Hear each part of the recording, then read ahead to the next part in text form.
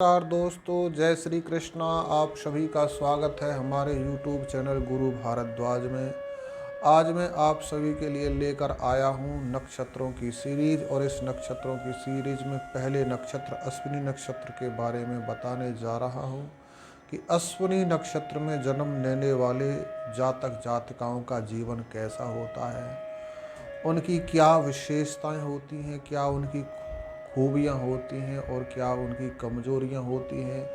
इन कमज़ोरियों से वो किस प्रकार से सावधानी बरत के या उपाय करके बचे रह सकते हैं।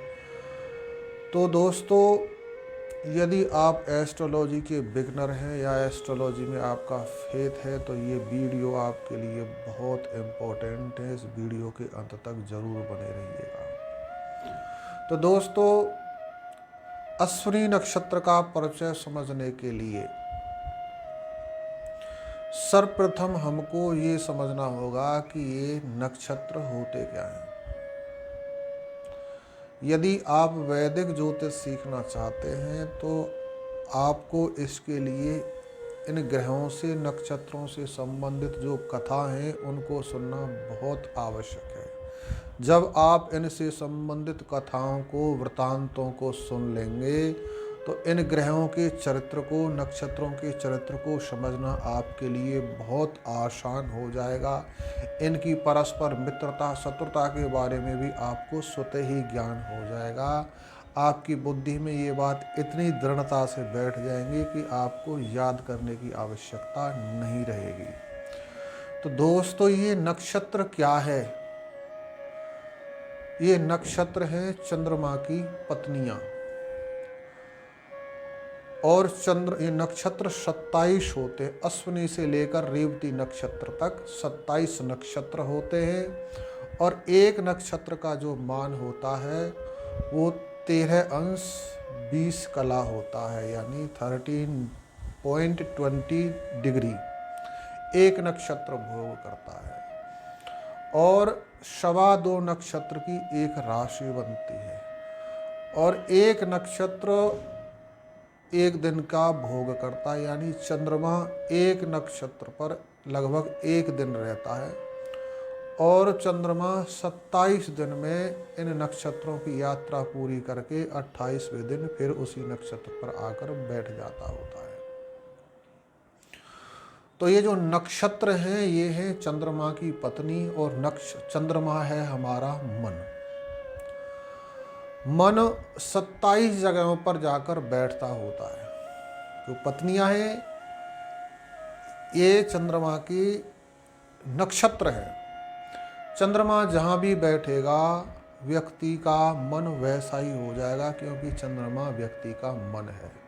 जैसा व्यक्ति का मन होगा, जिस चीज़ को पाने का व्यक्ति का मन होगा, फिर उसको पाने के लिए प्रयास करेगा, प्रयास कर लेगा, उपलब्ध कर लेगा, उपलब्ध के बाद और संग्रह करना प्रारंभ करेगा। और कहीं ना कहीं व्यक्ति का जीवन उसी के इर्द गिर्द चलता रहता है। ऐसा प्रभाव है नक्षत्र और चंद्रमा का। तो दोस्तों, ये जो चंद्रमा है इसकी पत्नी है नक्षत्र, जो 27 है। अब ये पत्नियां हैं तो पुत्री किसकी है? किसी की पुत्री है तभी पत्नी बनी। तो किसके यहाँ इनका जन्म हुआ? इनका जन्म हुआ है दक्ष प्रजापति के यहाँ। दक्ष प्रजापति हैं ब्रह्मा जी के 10 मानस पुत्रों में से एक मानस पुत्र। जब आप वैदिक ज्योतिष सीखना चाह रहे हैं तो आपको इन ग्रहों से, इन नक्षत्रों से संबंधित जो पौराणिक कथाएं हैं इनको सुनना, इनको समझना आपके लिए बहुत आवश्यक है। जब इन कथाओं को आप सुन लेते हैं, समझ लेते हैं, तो ग्रहों और नक्षत्रों की जो स्थिति है, उनका जो परिचय है, उसको समझना आपके लिए बहुत आसान हो जाएगा। और आजीवन के लिए आपकी बुद्धि में स्वतः बड़ी सरलता से बैठ जाएगा। तो ये जो 27 नक्षत्र हैं ये हैं दक्ष प्रजापति की पुत्री। दक्ष प्रजापति है ब्रह्मा जी के मानस पुत्र। अब ये मानस पुत्र कौन है, ब्रह्मा जी कौन है, इसको समझने के लिए आपको प्रारंभ करना होगा कि जब ये जो सृष्टि है इसका पूरी तरह से विलुप्त हो गई, ये प्रलय हो गया। हमारा सनातन हिंदू दर्शन है वो कहता है जिस प्रकार इंसान की आयु है उसी प्रकार इस पृथ्वी की भी आयु है, और जब इसकी आयु पूर्ण हो जाती है तो यहाँ पर जल ही जल होता है। प्रलय के बाद भगवान विष्णु क्षीर सागर में, समुद्र में शेष शैया नाग की बेड बनाकर उस पर सो रहे हैं। लंबे समय तक विष्णु भगवान सोते रहे, और जब उनकी आंखें खुली तो उनकी कुछ करने की इच्छा हुई, लीला करने की इच्छा हुई। उनके मन में भाव आया एकोहम बहुश्यामी, और उन्होंने मन में संकल्प किया। संकल्प से ही उनके नाभि में से एक कमल पैदा हुआ, और उस कमल पर ब्रह्मा जी प्रकट हो गए। ब्रह्मा जी ने देखा कि मैं कहाँ से पैदा हुआ हूँ, मेरा पहला पालन करने वाला कौन है, मुझको जन्म देने वाला कौन है, मेरा उत्पत्ति करता कौन है। वो उसको ढूंढने लगे। वो कमल की जो नाल होती है उस नाल में प्रवेश करके उद्गम स्थान को ढूंढने लगे, और कभी उसके अंत को ढूंढने लगे। ब्रह्मा जी लंबे समय तक इसी में लगे रहे। उसके बाद उनको एक आवाज़ सुनाई दी, जिससे उन्होंने लंबे समय तक तप किया। तप के प्रभाव से भगवान को वो पहचानने में सक्षम हुए, और भगवान की प्रेरणा हुई उनको कि आप सृष्टि का निर्माण करो। ब्रह्मा जी ने सृष्टि के निर्माण के लिए 10 मानस पुत्रों को पैदा किया। उनमें से एक पुत्र हैं दक्ष प्रजापति। दक्ष प्रजापति ने सर्वप्रथम पुत्र उत्पन्न किए, और उन पुत्रों को आदेश दिया कि आप सृष्टि का निर्माण करो, विस्तार करो। पुत्र सृष्टि के निर्माण के लिए जैसे ही निकले, रास्ते में नारद जी उनको मिल गए, और नारद जी ने उनको संसार की निस्सारता का उपदेश दिया। क्योंकि वो स्वयं परम भक्त हैं, आध्यात्मिक पुरुष हैं, और सृष्टि का सृजन जो करेगा, निर्माण करेगा, वो बहुत भौतिक व्यक्ति करेगा। तो भौतिक विचार और आध्यात्मिक विचार बिल्कुल भिन्न होते हैं। तो नारद जी ने उनको अध्यात्म का ज्ञान देना प्रारंभ किया, और बताया कि ये संसार निस्सार है। संसार में जितनी भी वस्तु हैं जो हमको सुख देने वाली प्रतीत होती हैं, अंत में ये सब दुख का कारण बनती हैं। यदि अपने जीवन में आनंद प्राप्त करना चाहते हो तो आनंद आपको परमात्मा की प्राप्ति में ही मिलेगा, भक्ति में ही आनंद है। इस प्रकार से अपने ज्ञान से उनको इतना सराबोर कर दिया कि उनको संसार की सृष्टि संरचना की जो इच्छा थी, पिता की जो आज्ञा थी, वो समाप्त हो गई, और वो वहीं से संन्यास धारण करके निकल लिए। जब दक्ष प्रजापति जी को पता लगा कि नारद जी ने ऐसा कर दिया है, तो उन्होंने पुनः प्रयास किया। उनकी एक पत्नी का नाम है प्रसूति। प्रसूति के गर्भ से 24 कन्याओं ने जन्म लिया, और दूसरी पत्नी का नाम है वीरणी। इनके गर्भ से 60 कन्याओं ने जन्म लिया। इस प्रकार से दक्ष प्रजापति के यहाँ 84 कन्याओं का जन्म हुआ। उन 84 कन्याओं में से 27 कन्या का विवाह चंद्रमा के साथ हुआ। ये जो 27 पुत्रियां हैं दक्ष प्रजापति की, यही चंद्रमा की पत्नी बनी नक्षत्र के रूप में। यही नक्षत्र है। अब इस नक्षत्र का नाम है अश्विनी। जो पहला नक्षत्र है उसका नाम है अश्विनी, और अश्विनी के जो स्वामी हैं, नक्षत्र के स्वामी हैं, वो हैं केतु ग्रह। और इस नक्षत्र के जो देवता हैं वो अश्विनी कुमार हैं। और इस नक्षत्र के जो 4 चरण हैं, यानी 4 अक्षर हैं, वो है चू चे चो ला। ये 4 अक्षर हैं, ये अश्विनी नक्षत्र के चरणाक्षरों में आते हैं। और अश्विनी नक्षत्र के चारों चरण मेष राशि में आते हैं, क्योंकि एक राशि 9 अक्षरों से मिलकर बनती होती है। तो ये मेष राशि में इसके चारों ही चरण आ जाते होते हैं, और मेष राशि के स्वामी मंगल हैं। यानी नक्षत्र मेष राशि में आता है, उनके स्वामी मंगल, और इस नक्षत्र के जो देवता स्वामी ग्रह हैं वो हैं केतु। मंगल और केतु दोनों मित्र हैं, और इसके जो देवता हैं वो हैं अश्विनी कुमार।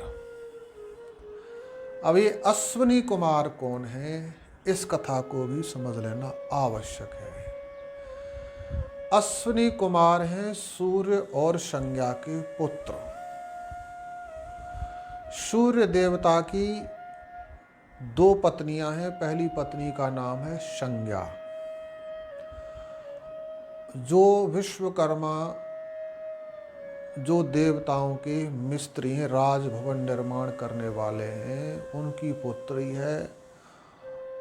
और संज्ञा सूर्य देवता के साथ रह के प्रसन्न नहीं है, क्योंकि उनका तेज बहुत ज़्यादा है जो उनसे बर्दाश्त नहीं होता है।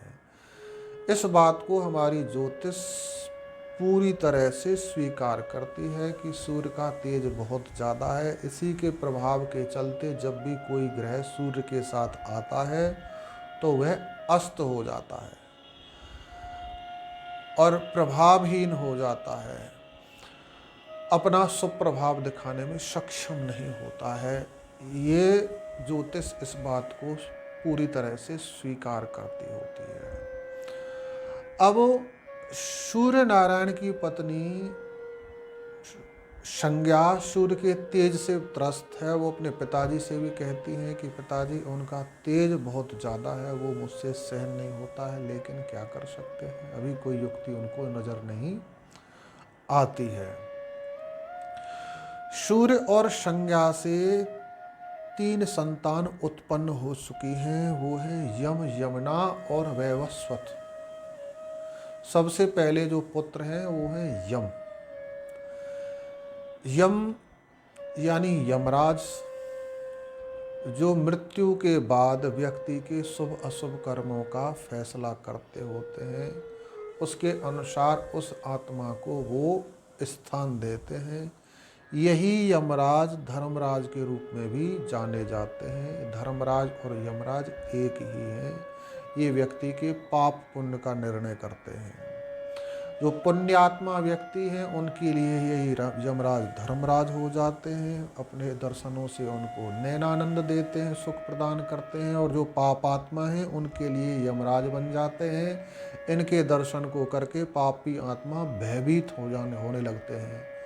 तो ये जो मृत्यु के बाद का जो पाप पुण्य का लेखा जोखा है, और व्यक्ति जीवात्माओं को संसार से ले जाना और आगे भेजना, उन जीवात्माओं को जो पापग्रस्त हो गए उनका शोधन करना नरकों के माध्यम से, नरकों में डालकर, ये यमराज जी के अधिकार में आता है। और उनकी जो उसके बाद छोटी जो बहन है, यम की जो भगनी है, उनका नाम है यमुना जी, जो भगवान कृष्ण की पत्नी बनी पटरानियों में आती हैं।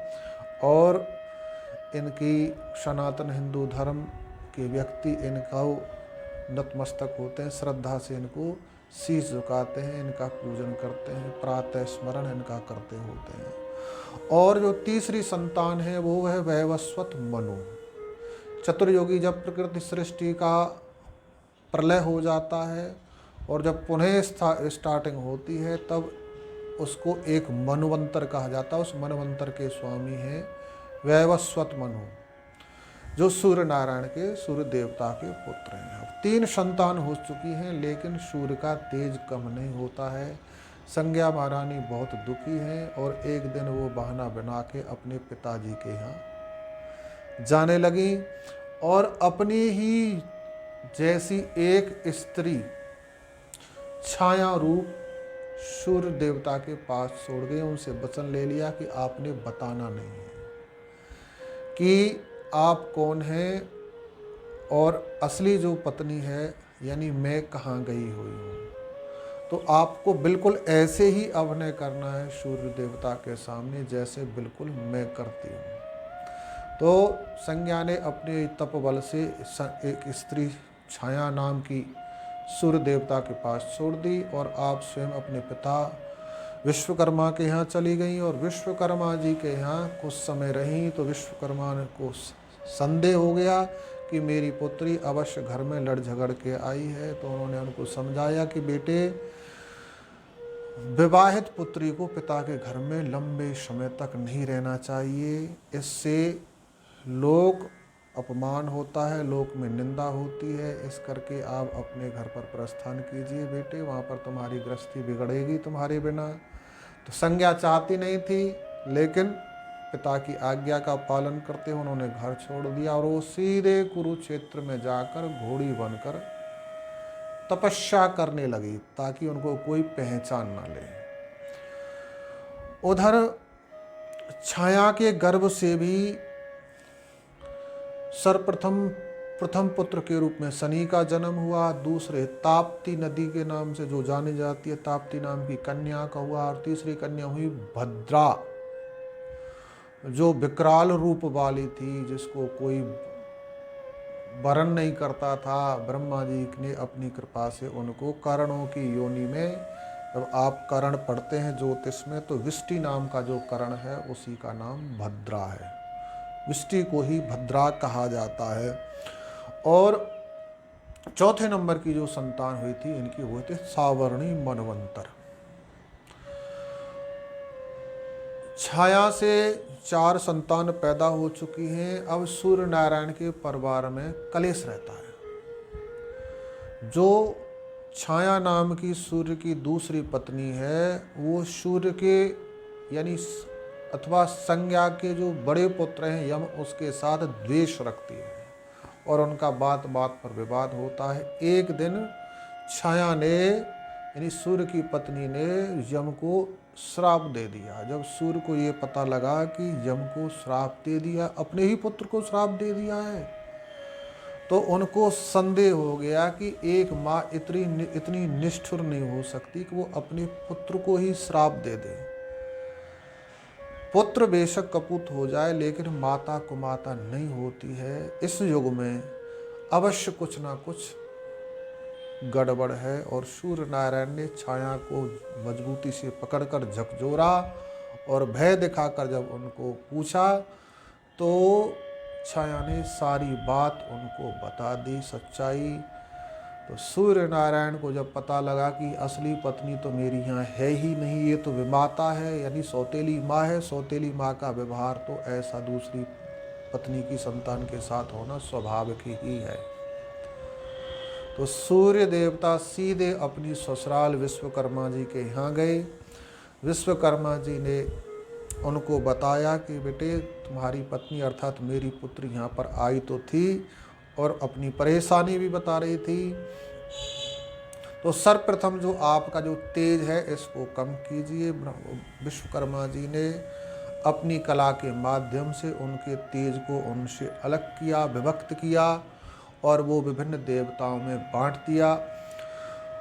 और जो शेष जो तेज रहा सूर्य का, वो सहन करने योग्य रह गया। सूर्य नारायण खोजते खोजते जहाँ पर संज्ञा घोड़ी के रूप में तप कर रही थी, वहीं पर जाकर स्वयं घोड़े का रूप बनाकर संज्ञा जी के साथ में रहने लगे, उनके साथ में काम क्रीड़ा करने लगे। और जब उनसे पहली संतान उत्पन्न हुई, उनका नाम है अश्विनी और कुमार। इनका नाम तो त्रस्त्री और नासत्य है, परंतु अश्विनी का मतलब घोड़ी होता है। अश्व घोड़ा, अश्विनी और कुमार, इन अश्व और अश्विनी से ये दोनों पैदा हुए हैं, तो इसलिए इनका नाम अश्विनी कुमार पड़ गया। ये आयुर्वेद के बहुत बड़े विद्वान हुए हैं। इनके आयुर्वेद के विषय में बहुत सारी कथाएं हमारे धर्म ग्रंथों में हमको पढ़ने के लिए, सुनने के लिए मिलती होती हैं। आज के टाइम में जो प्रत्यक्ष उदाहरण औषधि के रूप में हमको मिलता है वो है च्यवनप्राश। जो आप च्यवनप्राश बाजार से खरीदते होते हैं या आप एडवर्टाइज देखते होते हैं टीवी पर, वो च्यवनप्राश अश्विनी कुमारों का ही बनाया हुआ है। प्राश चटनी को बोला जाता है अवलेह प्राश। ये चटनी को बोला जाता है आयुर्वेद में। तो अश्विनी कुमारों ने च्यवनर नाम के ऋषि जो जर्जर अवस्था में, वृद्ध अवस्था में पहुंच गए थे, उनकी पत्नी के पतिव्रत धर्म को और उनकी पति सेवा में निष्ठा को देखकर, उनकी भक्ति पर रीझ कर उन्होंने च्यवन ऋषि के लिए एक ऐसी औषधि, एक ऐसा प्रास बनाया जिसके प्रभाव से च्यवन ऋषि पुनः जवान हो गए। जबकि नियम ये है कि एक बार व्यक्ति जब वृद्धावस्था में चला जाता है तो वो दोबारा जवान नहीं होता, लेकिन अश्विनी कुमारों की औषधि ज्ञान के कारण, औषधि शक्ति के कारण वो च्यवन ऋषि दोबारा से जवान हो गए। अब आज के समय में च्यवनप्राश क्यों ऐसा प्रभाव नहीं दिखा रहा है? उसका कारण है कि वो ना तो देश वातावरण रहा है उस प्रकार की, ना तो प्रकृति रही है, और ना ही वो संपूर्ण औषधियाँ हमारे पास हैं। लेकिन फिर भी च्यवनप्राश हमको आरोग्यता देने में सक्षम है। एक जो फार्मूला है च्यवनप्राश का, वो अश्विनी कुमारों का बनाया हुआ, उनका दिया हुआ है। और सबसे छोटी संतान जो सूर्य नारायण की ओर संज्ञा की हुई, वो हुए रेवंत। और रेवंत इतने पितृभक्त थे कि उन्होंने आजीवन पिताजी की सेवा में रहना ही श्रेष्ठ समझा। उन्होंने अन्य कोई कार्य नहीं किया। आज भी हमारे धर्म ग्रंथ कहते हैं कि रेवंत सूर्य नारायण की ही सेवा में रहते हैं। तो इस प्रकार से इस कथा का और ज्योतिष का समन्वय आपको दिखाई देता है। सूर्य, यम, शनि, छाया, ये सभी ज्योतिष के साथ बहुत गहरा संबंध रखते हैं। ये जो कथा हैं कहीं ना कहीं आधारभूत हैं, जो हमको एक इनडायरेक्ट ज्ञान या मैसेज देती होती हैं ज्योतिष के सहयोग के रूप में। तो जो अश्विनी कुमार हैं इस नक्षत्र के देवता हैं, और इस नक्षत्र के स्वामी हैं वो है केतु। और इस राशि, जो ये नक्षत्र जिस राशि में आता है उस राशि का नाम है मेष, और उसके स्वामी हैं मंगल। अब आपके सामने तीन चीज मिल रही हैं, मंगल, केतु और अश्विनी कुमार। मंगल बल का कारक है और केतु भी बल है। एक ऐसा राक्षस राहु जिसकी जो बुद्धि है वो बहुत ज़्यादा काम करती है, इतना काम करती है कि वो भगवान की माया के पार भी देख सकता है। जब विष्णु भगवान विश्वमोहिनी रूप बनाकर देवताओं को अमृत पिलाने लगे और चतुराई से राक्षसों को मदरा पिलाने लगे, तो उस चतुराई को, उस माया को जो भांपा किसी ने समझा था वो था राहु। और राहु ने समझा ही नहीं, क्योंकि अमृत पी भी लिया देवताओं की पंक्ति में बैठकर। तो विष्णु भगवान ने चक्र से उसका सिर धड़ से अलग कर दिया। जो धड़ है वो है केतु, और ये केतु शक्ति का और अध्यात्म का कारक है। केतु के पास अपरिमित शक्ति है, और उसी प्रकार से मंगल के पास शक्ति है, और कुमार अवस्था का जो ग्रह है। तो यहाँ पर केतु और मंगल की जो युति है, इनका जो समन्वय है, साथ है, ये अश्विनी नक्षत्र वालों को अपरिमित कार्य करने की क्षमता देता है। इस कथा से जो कंक्लूजन निकल के आता है वो ये आता है कि जो अश्विनी नक्षत्र वाले व्यक्ति होते हैं ये बहुत परिश्रमी होते, अपरिमित शारीरिक क्षमता भी होती है और बौद्धिक क्षमता भी होती है इनकी, और दिमागी होते हैं, पूरी तह तक जाना बात की के, ये इनकी विशेषता होती है। और क्रिएटिव माइंड होता है, कुछ ना कुछ क्रिएशन में ये लगे रहते हैं और आजीवन इस कार्य में लगे रहते हैं, और अपने जीवन में कुछ ना कुछ उपलब्धि ऐसी कर जाते हैं ये कि इससे अपना नाम भी कर जाते हैं, और समाज की सेवा में भी इनका बहुत बड़ा योगदान हो जाता है। ये अश्विनी नक्षत्र वालों का गुण होता है। और अश्विनी नक्षत्र वाले जो होते हैं ये आविष्कारक होते हैं। कोई बात इनको मिल जाए पहली बार में बेशक उसका ये रिएक्शन दें, उसको क्रिटिसाइज करें, पर उन क्रिटिसाइज करने का इनका उद्देश्य होता है उस बात को गहराई से समझना, और उस गहराई में जाते जाते ये कोई ना कोई आविष्कार संसार के लिए ऐसा कर जाते हैं जिससे जगत का कल्याण हो।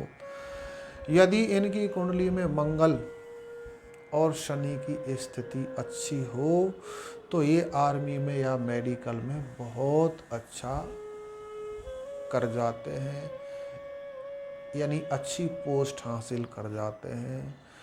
थोड़ा सा इनका जो जुनूनी स्वभाव है उस स्वभाव में तब प्रॉब्लम आ जाती है जब इनकी कुंडली में कोई पापी ग्रह चंद्रमा के साथ बैठा हो या देख रहा हो। तो ऐसे व्यक्ति अति क्रोध में, अति उत्साह में अपना महत्वपूर्ण काम बिगाड़ लेते हैं या कई बार ऐसा कदम उठा जाते हैं जिससे इनकी आजीवन का परिश्रम बेकार हो सकता है या इनका आजीवन परेशानी में डल सकता है, परेशानी में जा सकता है। क्योंकि ये जो नक्षत्र है इस नक्षत्र के स्वामी हैं केतु, और नक्षत्र का मतलब है यहाँ पर चंद्रमा प्रधान होता है नक्षत्र, और चंद्र और केतु में शत्रुता है, यानी चंद्रमा और केतु जब साथ में आते हैं तो ग्रहण लग जाता है। इस प्रकार से इस पर जो चंद्रमा है यदि वो स्वस्थ अवस्था में नहीं है, अच्छे ग्रह के साथ नहीं है, तो यहाँ पीड़ित हो जाता है। इसी कारण इस नक्षत्र में जन्म लेने वाले व्यक्ति को गंडमूल पूजा लग जाती है, और गंडमूल इस नक्षत्र में जन्म लिए हुए बच्चे के लिए अवश्य ही गंडमूल शांति विधिवत किसी योग्य ब्राह्मण से अवश्य करा लेनी चाहिए ताकि इसके दुष्प्रभावों से बचा जा सके। तो दोस्तों इस प्रकार से हम अन्य और नक्षत्रों के बारे में आपको बताते रहेंगे।